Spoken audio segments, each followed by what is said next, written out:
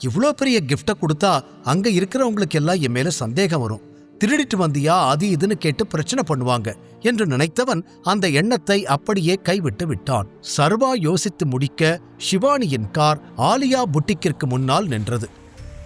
இறங்கிய ஷிவானி சீக்கிரம் வாங்க என்று சொல்லிவிட்டு உடனே உள்ளே சென்றாள். சர்வாவும் அவள் பின்னால் வர லேடீஸ் செக்ஷனில் தனக்கு பிடித்தமான ஒரு உடையை எடுத்த ஷிவானி அதை அங்கேயே மாற்றிக்கொண்டு வெளியில் வந்தாள். வந்தவள் அங்கிருந்த ஒரு விலை உயர்ந்த சூட்டை சர்வா அணிந்து தன்னை கண்ணாடியில் பார்த்து கொண்டிருப்பதை கவனித்து வேகமாக அவனிடம் வந்து, இந்த ட்ரெஸ்ல நிஜமாவே நீங்க ரொம்ப ஹேண்ட்ஸமா இருக்கீங்க என்று கூறினாள். ஆமா, இது ரொம்ப காஸ்ட்லி போல, இந்த ஷாப்ல இருக்கிற விலையெல்லாம் பார்த்தா என் பேங்க் பேலன்ஸே பத்தாது என்று தன்னை ஷிவானி முன்னால் ஏழையாக காட்டிக்கொண்டான் சர்வா. ஆனால் ஷிவானி அதை பெரிதாக எடுத்துக்கொள்ளவில்லை. உங்களுக்கு இந்த ட்ரெஸ் பிடிச்சிருந்தா எடுத்துக்கோங்க, நான் பில் பே பண்ணிடுறேன், முடிஞ்சா கான்ட்ராக்ட்ல எனக்கு ஏதாவது டிஸ்கவுண்ட் கொடுங்க என்று கூறிவிட்டு பில் கவுண்டர் அருகில் சென்று விட்டாள். சர்வாவின் கண்களுக்கு வித்தியாசமாக தெரிந்தாள் அவள். பணம் இல்லை என்று அவனே கூறிய பிறகும் கூட அதை அவள் பெரிதாக எடுத்துக்கொள்ளவில்லை என்பது சர்வாவிற்கு ஆச்சரியமாக இருந்தது. பின் இருவரும் கார் அருகில் வர சர்வா, நான் கார் ஓட்டுறேன் என்றான். நோனோ, நானே டிரைவ் பண்றேன் என்று ஷிவானி சொல்ல, எனக்காக பில்லெல்லாம் பே பண்ணிருக்க, அதை என்னால திரும்ப கொடுக்க முடியுமான்னு தெரியல, அட்லீஸ்ட் உனக்கு டிரைவரா ஒரு நாளாவது இருக்கேனே என்று சர்வா மீண்டும் கூற சிரித்துவிட்டு கார் சாவியை அவனிடம் கொடுத்த ஷிவானி வேறு பக்கம் ஏறிக்கொள்ள காரை ஸ்டார்ட் செய்தான் சர்வா. கார் கிளம்பி சிறிது நேரம் கழித்து அவள் ட்ரெஸ்ஸை நன்றாக கவனித்தவன், இந்த ட்ரெஸ் உனக்கு ரொம்ப அழகா இருக்கு என்று கூறினான். தேங்க்யூ என்று சிரித்துக்கொண்டே சொன்ன ஷிவானி சர்வாவிடம் ஏதோ கேட்க நினைத்தாள். ஆனால் நேரடியாக அதை கேட்காமல், அன்னைக்கு ஜிம் எப்படி இருந்துச்சு, உங்களுக்கு பிடிச்சிருந்ததா என்று அவள் கேட்க, நான் முன்னாடி ஜிம் போயிட்டு தான் இருந்தேன், ஆனா ரொம்ப நாள் கழிச்சு எக்ஸசைஸ் பண்ணதுல என் உடம்பெல்லாம் சரியான வலி என்றான் சர்வா. கூடவே அவளிடம், நீ ஜிம் போனியா மறுபடியும் என்று கேட்க, நான் எதுக்கு போனோம், நான் ஆல்ரெடி ஃபிட்டா தான் இருக்கேன் என்று ஷிவானி கூறியதும் சிரித்தவன், யாரும் பிறக்கும் போதே ஃபிட்டா இருக்கிறது இல்ல, எக்ஸசைஸ் பண்ணி நம்மள நாமளே ஹெல்த்தியா வச்சுக்கணும். சரி சொல்லு, நாம மறுபடியும் எப்ப ஜிம்முக்கு போலாம் என்று அவனாகவே கேட்க, நீங்க மறுபடியும் உங்களோட அந்த 35 கோடி ரூபாய் கார்ல என்ன பிக்கப் பண்றதுக்கு எப்ப வரீங்களோ அப்ப போலாம் என்று அவள் கூறியதும் சடன் பிரேக் போட்டு காரை நிறுத்தி அவள் பக்கம் திரும்பினான் சர்வா. சர்வா ஏழை இல்லை என்பதை ஷிவானி கண்டுபிடித்து விட்டாளா? ஷிவானிக்கு என்ன பதில் சொல்ல போகிறான் சர்வா? அப்போது யதார்த்தமாக அவளோடு பேசிக்கொண்டு வந்தான் சர்வா. திடீரென ஷிவானி, மறுபடியும் உங்க 35 கோடி ரூபாய் கார்ல எப்ப என்ன பிக்கப் பண்ண வரீங்களோ அப்ப நாம ஜிம்முக்கு போலாம் என்று கூறியிருக்க அதில் அதிர்ந்து காரை சடன் பிரேக் போட்டு நிறுத்தினான் சர்வா. என்னாச்சு, ஏன் இப்படி திடீர்னு நிறுத்தினீங்க, பின்னாடி வர வண்டி இடிச்சா என்ன பண்றது என பின்னால் திரும்பி பார்த்து கொண்டே சர்வாவிடம் கேட்டாள் ஷிவானி. இந்த காரு 35 கோடியா என்று ஒன்றும் தெரியாதவன் போல பாவமான முகத்தோடு கேட்டான் சர்வா. அவனை நம்பாமல் பார்த்த ஷிவானி, உங்க சொந்த கார் எவ்வளோன்னு கூட உங்களுக்கு தெரியாதா, அப்புறம் எப்படி நீங்க வாங்குனீங்க என்று அவள் கேட்க, இல்ல ஷிவானி, இதை நான் வாங்கல, உனக்கு தெரியும் இல்ல, இந்த கார் எனக்கு கிஃப்டா வந்துச்சு, நிஜமாவே இது அவ்வளோ எக்ஸ்பென்சிவான கார்னு எனக்கு தெரியாது என்று இன்னும் கூட எப்படியாவது அவளை நடித்து ஏமாற்றிவிட முடியும் என்ற நம்பிக்கையில் சொன்னான் சர்வா. போது சர்வா, இவ்வளோ எக்ஸ்பென்சிவான காரை கிஃப்டா யாராவது கொடுப்பாங்களா, என்னை பார்த்தா உங்களுக்கு எப்படி தெரியுது, என்ன சொன்னாலும் நான் நம்புவேன்னா, உங்ககிட்ட நிறைய பணம் இருக்கு, நீங்க பெரிய பணக்காரர்னு எனக்கு தெரியும், என்கிட்ட எதுக்காக பொய் சொல்லி மறைக்கிறீங்க என்று கையும் களவுமாக அவனை பிடித்து விட்டதாக நினைத்தாள் ஷிவானி. ஆனால் சர்வா பதட்டப்படவில்லை. மீண்டும் காரை ஸ்டார்ட் செய்து இருந்தவன், நிஜமாவே நான் சொல்றதுதான் உண்மை, என்ன நம்பு, இது கிஃப்டா எனக்கு வந்த கார் தான், இதுக்கு முன்னாடி நான் நிறைய வேலை செஞ்சிருக்கேன், அதுல நிறைய பேருக்கு என்னோட வேலை பிடிச்சு என்னை பாராட்டி இருக்காங்க, வேதிகாவோட கல்யாணம் ஆகிறதுக்கு முன்னாடி நான் ஒருத்தர்கிட்ட வேலை பார்த்தேன், அவர் தான் எனக்கு இந்த காரை கிஃப்டா கொடுத்தாரு, இது அவரோட பழைய கார்னு சொன்னாரு, இந்த கார் 35 கோடின்னு இப்ப நீ சொல்லிதான் எனக்கு தெரியும், நான் ஏதோ பழைய காரை எனக்கு கொடுத்துருக்காங்கன்னு தான் நினைச்சுக்கிட்டு இருந்தேன் என்று வாய்க்கு வந்ததை சொல்லிக்கொண்டே போன சர்வா அவள் நம்பும்படி விளக்கம் சொன்னால் போதும் என்று நினைத்தான். என்னதான் அவன் சொல்லும் அனைத்தும் ஏற்புடையதாக இருந்தாலும் சர்வா எதையோ மறைக்கிறான் என்பது ஷிவானிக்கு நன்றாகவே புரிந்தது. இதற்கு மேல் கேள்வி கேட்டால் நிச்சயம் அவன் கோபப்படுவான், இல்லை எதையும் தெரிந்து கொள்ள விடாமல் தடுத்து விடுவான் என நினைத்தவள் அவன் கூறியதை நம்பியது போல தலையாட்டிக் கொண்டாள்.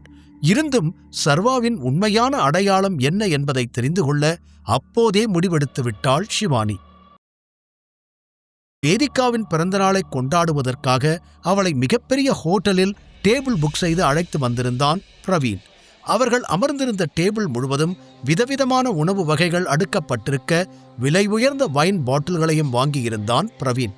தன்னை சுற்றியிருக்கும் அனைத்தையும் சிறிது ஆச்சரியத்தோடு வேதிகா பார்த்து கொண்டிருக்க, வேற ஏதாவது வேணும்னா சொல்லு, சொன்ன உடனே ரெடி பண்ணி கொடுத்துருவாங்க என்றான் பிரவீன் மென்மையாக. இல்லல்ல, வேற எதுவும் வேண்டாம், இதெல்லாமே என்னால சாப்பிட்டு முடிக்க முடியாது, தேவையில்லாம எதுக்கு செலவு என்று கூறிய வேதிகாவின் பார்வை இன்னும் கூட சுற்றியிருந்த உணவுப் பொருட்களையே பார்த்து கொண்டிருந்தது. அவள் சொன்னதை கேட்டு சிரித்த பிரவீன், உனக்கு வைன் வேணுமா என்று கேட்டுக்கொண்டே அதை ஒரு கிளாஸில் ஊற்றி அவளிடம் நீட்டினான். மறுக்க நினைத்தாலும் பிரவீன் மனது கஷ்டப்படுகிற மாதிரி எதுவும் செய்யக்கூடாது என்று அவள் அம்மா கூறியது ஞாபகம் வர அமைதியாக அதை கையில் வாங்கிக் கொண்டவள் பிரவீனை பார்த்தாள். நான் நினைச்ச அளவுக்கு பிரவீன் ஒன்னும் தப்பானவன் கிடையாது, இவனும் நல்லவன்தான், ஒரு சான்ஸ் கொடுத்து பார்க்கறதுல தப்பில்ல என்று சம்பந்தமே இல்லாமல் திடீரென அவன் மீது நல்ல அபிப்பிராயம் தோன்றிட அவனையே பார்த்து கொண்டிருந்தாள். தனக்கும் ஒரு கிளாஸில் வைன் ஊற்றிக்கொண்டு நிமிர்ந்த பிரவீன், ப்ராசஸ்லாம் எப்ப ஸ்டார்ட் ஆகுது என்று கேட்டான். அவனது கேள்வியில் நிகழ்வுக்கு வந்தவள், என்ன ப்ராசஸ் என்று கேட்க, உங்க டிவோர்ஸ் ப்ராசஸ் தான், எப்ப ஸ்டார்ட் பண்ண போறீங்க, எப்போ டிவோர்ஸ் வாங்க போறீங்க என்று கிளாஸில் இருந்த வைனை குடித்துக்கொண்டு அவன் கேட்க பெருமூச்சு விட்ட வேதிகா, டு பி ஹானஸ்ட் எனக்கு நிஜமாவே தெரியல பிரவீன், அதை பத்தி இப்ப என்னால எதையும் யோசிக்க முடியல என்று அவள் சொல்ல தலையாட்டி கேட்டுக்கொண்ட பிரவீன், உன்னோட தாத்தா கம்பெனியில மறுபடியும் எல்லா பொறுப்பும் உனக்கே வந்துருச்சுன்னு கேள்விப்பட்டேன் என்று கேட்டான். அதை கேட்டதும் பெருமையுடன் சிரித்த வேதிகா ஆமாம் என்பது போல தலையாட்டினாள். அது அவளது கனவு, மிகப்பெரிய கனவே நினைவாகி போன பிறகு அவளுக்கு இப்போது இருக்கும் ஒரே பிரச்சனை சர்வா மட்டும்தான். அப்போ நீ இந்த நிமிஷம் அவ்வளோ பெரிய கம்பெனியோட சிஇஓ, அதான் உன்னோட தாத்தாவே உன்னை புரிஞ்சுக்கிட்டாருல்ல, அப்புறம் ஏன் இன்னும் அந்த வெறும் பயலை உன் வீட்டில் வச்சிருக்கீங்க, அந்த சர்வாவை உன் வாழ்க்கையை விட்டு நீ துரத்தியே ஆகணும் என்று மீண்டும் மீண்டும் அதையே கூறினான் பிரவீன். அவனை முன்னாடியே வீட்டை விட்டு அனுப்ப நான் ட்ரை பண்ணேன், ஆனா தாத்தா அவனுக்கு ரொம்ப சப்போர்ட் பண்ணிக்கிட்டு இருக்காரு, அவரை மீறி என்னால எதுவும் பண்ண முடியல, அவர் நினைக்கிறது தான் நடக்கும் என்றாள் சோர்வாக. அதியமானின் சப்போர்ட்டில் மட்டும்தான் சர்வா இப்போது அந்த வீட்டில் இருக்கிறான் என்பது பிரவீனுக்கு நன்றாக புரிந்தது. ஒருவேளை அவருக்கு மட்டும் இந்த சர்வாவை பிடிச்சு போச்சுன்னா கண்டிப்பா டிவோர்ஸ் பண்ண விடவே மாட்டாரு என்று ஏதோ யோசனை செய்தவன் மீண்டும் ஒரு கிளாஸில் மதுவை ஊற்றிக்கொண்டு, உன் அம்மா அடுத்த வாரம் நடக்கிற பார்ட்டியை பத்தி ஏதாவது சொன்னாங்களா என்று பேச்சை மாற்றினான். ஒவ்வொரு உணவுப் பொருள்களாக சுவைத்து பார்த்து கொண்டிருந்த வேதிகா, தாத்தா பர்த்டே தானே சொன்னாங்க, ஹோட்டல்ல ரூம் புக் பண்ணியிருக்கேன், பெரிய செலிப்ரேஷன் இல்ல, முக்கியமான ரிலேட்டிவ்ஸ் ஃப்ரெண்ட்ஸை மட்டும் கூப்பிட்டிருக்கோம் என்று அவள் கூற, உன் அம்மா என்னையும் இன்வைட் பண்ணியிருக்காங்க, கண்டிப்பா நானும் வருவேன் என்றான் பிரவீன். ஆமா நீ வந்தே ஆகணும், ஏதாவது எக்ஸ்கியூஸ் சொன்ன அவ்வளவுதான் என்று வேதிகா சிரித்துக்கொண்டே சொல்ல தானும் சிரித்த பிரவீன், ஓகே இப்போ பர்த்டே கிஃப்டுக்கான டைம் என்று சொல்லி கைகளை தட்ட அவர்களுக்கு பின்னால் இருந்த கதவு திறந்து ஒருவர் கையில் சிகப்பு கலர் பெட்டியோடு அங்கு வந்தார். கிஃப்ட் என்றவுடன் அவள் முகத்தில் ஆர்வம் தோன்றியிருந்தது. பிரவீன் அருகில் வந்தவர் அந்த பெட்டியை கொடுத்துவிட்டு சென்றுவிட அந்த பெட்டியை வேதிகா பக்கம் தள்ளிய பிரவீன், இதுதான் உன்னோட பர்த்டே கிஃப்ட் என்றதும் அதை திறந்து பார்த்தாள். கண்ணை பறிக்கும் அளவிற்கு பிரகாசமாக ஜொலிக்கும் வைர மோதிரம் உள்ளே இருந்தது. அதை பார்த்ததுமே வேதிகா முகத்தில் பளிச்சிடும் புன்னகை தோன்றியது. என்ன பார்த்துக்கிட்டு இருக்க, உனக்கு தான், எடுத்துக்கோ என்று பிரவீன் கூற அதை கையில் எடுத்தவள், ஆனா இதை நான் எப்படி போட்டுக்க முடியும், எனக்கு ஆல்ரெடி கல்யாணம் ஆயிடுச்சுல்ல என்று யோசனையுடன் சொல்ல, அதனால என்ன, வேணும்னா உன் செயின்ல இந்த மோதிரத்தை ஆட் பண்ணி போட்டுக்கோ என்றான் பிரவீன் அடுத்ததாக. இல்ல அப்படி போட்டாலும் வீட்ல யாராவது பார்த்து இதை பத்தி கேட்பாங்க என்று வேதிகா தயங்கினாள். அவளுக்கு அந்த மோதிரத்தை இழக்க மனமில்லை. இருந்தும் வீட்டிற்கு சென்று தாத்தாவிடம் யார் பதில் சொல்வது என பயந்தாள். உடனே பிரவீனின் முகம் மாற, ஓகே நான் இதை என்கிட்ட பத்திரமா வச்சுக்கிறேன் என்று அதை கையில் எடுத்து கொண்டாள். உடனே அவள் அருகில் வந்து தோள் மீது கை போட்டவன், நீ இப்போ எதுக்கு இவ்ளோ யோசிக்கிற, இத கைவிரல்ல மாட்டினாலோ கழுத்துல போட்டுக்கிட்டாலோ இல்ல நீயே வச்சுக்கிட்டாலோ எப்படி இருந்தாலும் இது நம்ம ரிலேஷன்ஷிப்போட ஃபர்ஸ்ட் மெமரி, அதை யாராலையும் மாத்த முடியாது என்று அவன் மென்மையாக கூற வேதிகா அவனை நிமிர்ந்து பார்த்தாள். சர்வா அவனை பற்றி மோசமாக பேசியிருக்க இப்போது பிரவீன் வித்தியாசமாக தெரிந்தான். அம்மா சொன்ன மாதிரி பிரவீன் கூட இருந்தா வாழ்க்கை நல்லா இருக்கலாம், ஆனா சர்வா ஏற்கனவே எனக்கு ஹஸ்பண்ட் ஆகிட்டான் என்று யோசித்த வேதிகா, நாம 2 பேரும் எப்பவும் இதே மாதிரி ஃப்ரெண்ட்ஸா இருக்கணும் பிரவீன் என்று அவனிடம் கூறினாள். கண்டிப்பா நாம எப்பவும் ஒன்னாதான் இருப்போம் என்று அவளை தோளோடு அணைத்துக் கொண்டான் பிரவீன்.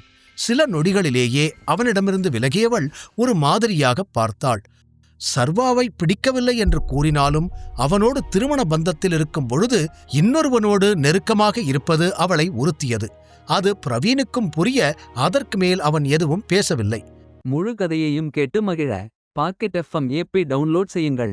லிங்க் டிஸ்கிரிப்ஷனில் கொடுக்கப்பட்டுள்ளது.